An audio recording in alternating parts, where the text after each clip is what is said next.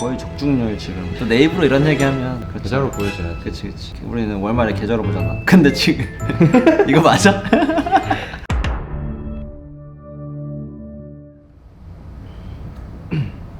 안녕하세요. 뭐니? 기계적인. 한 템포 빠르게. 오늘 나쁘지 않았다. 오늘 시장은 떨어졌는데 나쁘지 않았다는 거지 안 잃었단 말은 안 했어. 덜 잃었다. 많이 잃을 거 덜 잃었다. 왜냐? 아침에 조금 정리했다. 사실 완전 장기적인 방향성으로 내가 봤을 때는 덜어내면 안 되는 거였지. 근데 나도 소녀잖아. 네. 뭐가 얘때야. 상남자인데 나 10억씩 잡는 사람이 어떻게 소년이. 어쨌든 아침에 좀 덜어냈단 말이야. 무서워서. 그래서 3천만 원 잃을 거 한 1,000만 원 잃었다. 나쁘지 않은 판단이었어. 나는 한 번에 크게 얻어 터지는 건 많이 없지만 대신 엄청 큰 수익을 내는 그러지 못하는 것 같아. 진짜 소녀. 소녀. 빨리 또 공 하나 더 붙이셔야죠. 소녀같이 해서 어떻게 공 하나 더 붙이고. 아 나는 근데 그거가 욕심은 없어. 30억에서 30억? 이 타이틀 마음에 들거든. 이거 300억? 이것도 좀 나는 사람들한테 터칭되는 숫자가 아니잖아. 아 그런 것도 생각하고 계셨어요? 그래서 내가 돈을 안 버는 거지. 사람들한테 조금 더 공감대를 얻기 위함. 유튜브를 하기 위해서.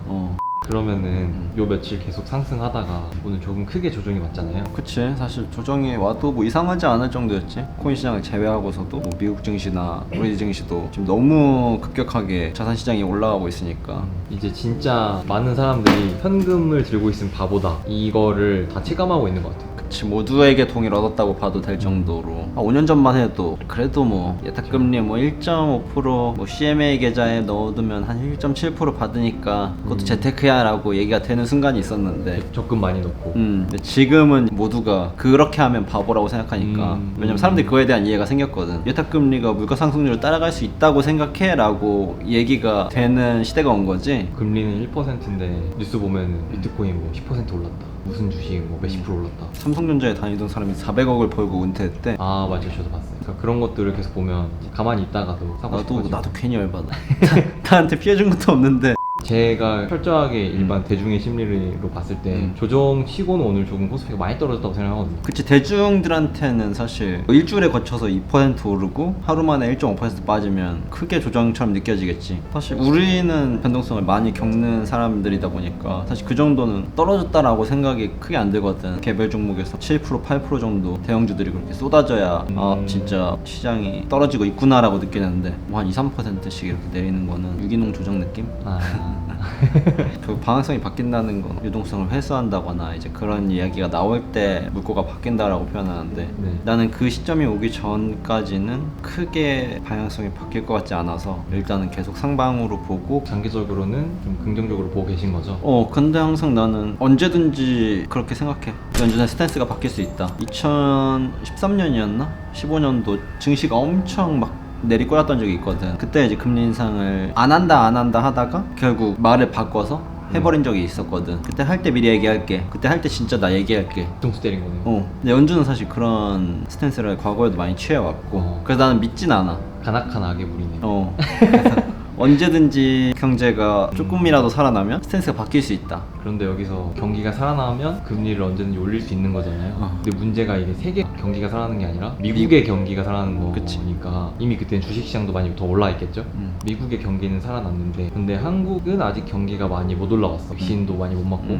근데 미국에서 유동성을 회수해. 그러면 한국 증시는 조금 치명타가 올 수 있겠네요. 그래서 미국 증시가 빠지는 거에 배로 그 아래 자산시장들이 무너지는 거지. 그래서 항상 떨어질 때 진짜 급격하게 빠지긴 하더라고. 마침 또 어제 넷플릭스가 실적을 발표했는데 예상치의 반밖에 안 나온 거지. 그래서 요즘에 약간 재미있는 발상으로 넷플릭스를 미국 경기지표의 선행지표로 보더라고. 가입자 수가 사실 늘어난다는 거는 집에서 TV 보는 사람이 많다는 거잖아. 그만큼 일을 안 하고 있다는 사람이 많다는 거고. 근데 아무래도 실적이 적어졌다는 건 그만큼 나가서 일을 하는 사람이 많아지고 경제활동을 하는 사람들이 많아졌을 거라는 예측을 하고 있는 거지. 뭐 실제로 그게 맞을지 안 맞을지는 모르지만 상당히 합리적인 추론이다?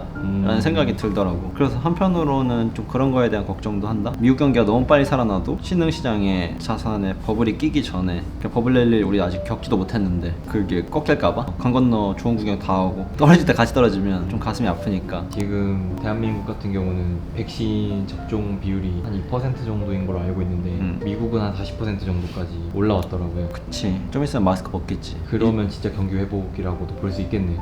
그쵸. 어쨌든 코로나 이전의 경기로 돌아가니까. 파월 의장이 뭔가를 판단을 내릴 때는 어떤 지표들이 필요하잖아요. 지표는 보통 한 분기 정도가 지나야 이제 본격적으로 나오기 시작하잖아요. 그러면은 미국 경기가 회복되는 게 좀 체감이 되는 시점에서 한 분기 정도가 지나야 그런 의사결정이 가능하겠네요. 그치. 그러니까 한 6개월 정도 최소 남은 거지. 그 정도 스탠스를 보여주려면 6개월은 지나야 경기가 좋아지니 많이 할 수 있는 정도의 수준이 되지 않을까. 그러면 진짜 빨라도 2분기 말 아니면 뭐 3분기 정도. 그치. 그때 만약 얘기가 나오면 사실 되게 곤란하지. 자산시장이 우후죽순으로 떨어질 수도 있으니까. 근데 나는 오히려 그때 더 매수할 것 같아. 결국 다시 회복하니까 길게 보면. 만약 첫 번째 연준의 스탠스가 바뀌어서 오케이 지금 미국 경기 좋아 이제 유동성 해소도 될 것 같아 라는 일말의 작은 힌트만 보여줘도 주식을 던질 것 같아. 그리고 실제로 시장에서 반응하면 막 다시 주워 담고 그러고 이제 본격적인 랠리가 시작되거든. 그럼 오히려 그때가 기회일 수 있겠네요. 그치. 근데 일반 사람들은 보통 그때 거기서 팔아버리지. 막 우리가 흔히 얘기하는 걸로 막 흔든다라고 표현하기도 하는데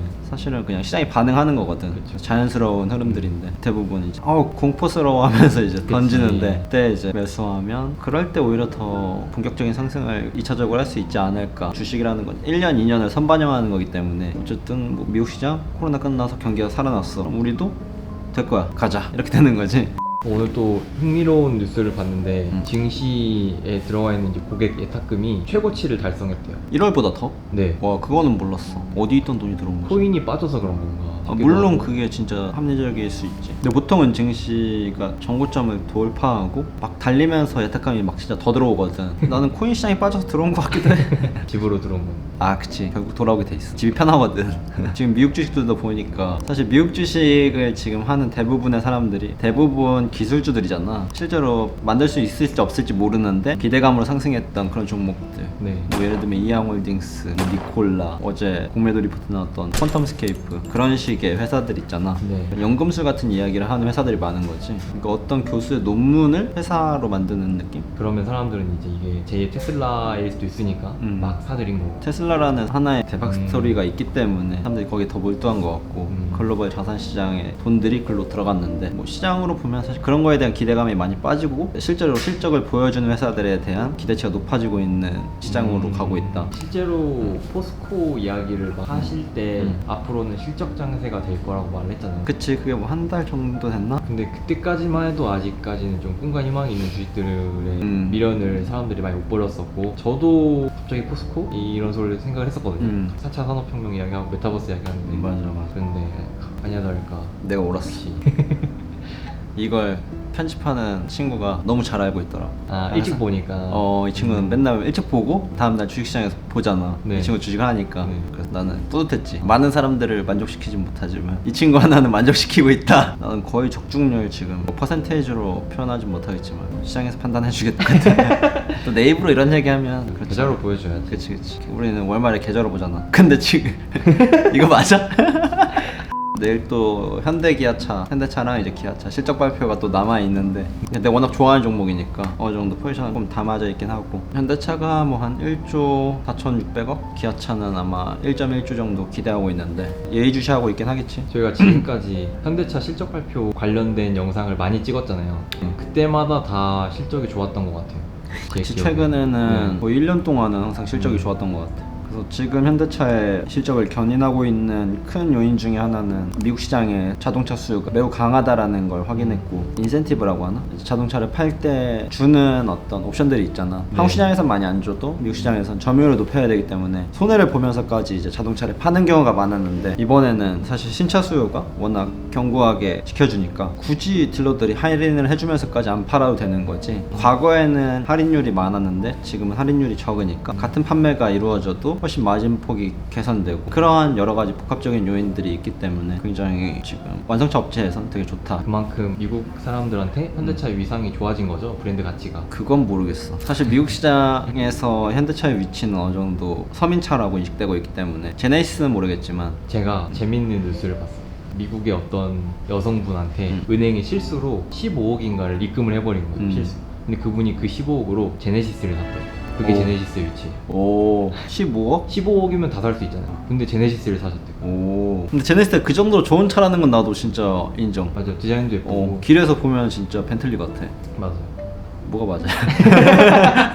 그건 아니야. 아마 미국에서도 뭐 사람 보는 눈 비슷하니까 한국 시장에서는 프리미엄 브랜드로 만들어 잘 팔리니까 한 대당 마진이 더 남고 완성차 업체 입장에서는 되게 좋은 거지. 전기차 아무리 팔아봐야 돈 안 남는데 완성차는 팔면 팔수록 돈이 되니까. 그래서 아마 다음 분기도 실적이 나쁘지 않을 것 같다. 내일 만약 실적이 안 좋게 나왔다 그래서 현대차 주가가 우양향할 거라는 생각은 안 해. 약간의 뭐 하락은 있을 수 있겠지만 그때는 오히려 더 매수할 수 있는 타이밍이 아닐까라고 개인적으로 생각하고, 이 시장에서 가장 빨리 볼 수 있는 게 중고차 가격인 것 같아. 얼마나 중고차의 가격 방어가 잘 됐느냐. 그것도 어떻게 보면 그 다음 분기에 있을 신차 수요를 예측할 수 있는 지표가 되니까. 그래서 중고차 가격을 사실 제일 먼저 팔로우하는 게 이 시장에서는 중요한 거니까. 아직까지 견고하다. 그럼 오늘 마지막으로 개인 투자자들은 오늘 하락으로 조금 놀랐는데 놀란 마음 진정시켜 주시죠. 저도 오늘 잃었는데 크게 노여워하지 마시고 증시는 언제나 기회를 준다. 그때까지 잘 준비하시면 오히려 더 큰 수익을 낼 수 있는 기회가 있다. 장기적으로 이렇게 저처럼 엉덩이 무거운 사람이 이긴다 라는 걸 여러분들도 믿으시길 바랍니다. 저는 감사합니다. 다음 시간에 뵙겠습니다. 안녕.